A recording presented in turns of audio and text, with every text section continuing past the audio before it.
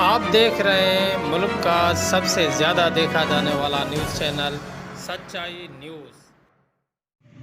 नाज़रीन, breaking news असां share कंदा हलूं त मदई जी वेझो ॻोठ मोहम्मद मुराद ब्रोही वासी ब्रोही बिरादरीन जो नौजवान गौसबख्श ब्रोही जे क़त्ल केस में मुलविस जवाबदार गिरफ़्तार न थियण ख़िलाफ़ प्रेस क्लब आॾो एहतजाजी मुज़ाहिरो नारेबाज़ी।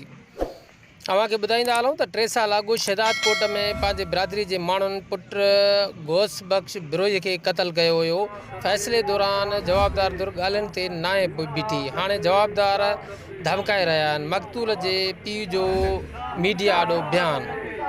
जवाबदार दुर पुट जे क़त्ल केस तां हथ खणाइण लाइ मौतमार धमकियूं ॾेई रहिया आहिनि। तहफ़ुज़ फराहम कयो वञे। मुज़ाहिरीन। नाज़रीन, मज़ीद खबरें और अपडेट्स के लिए देखते रहिए सच्चाई न्यूज़।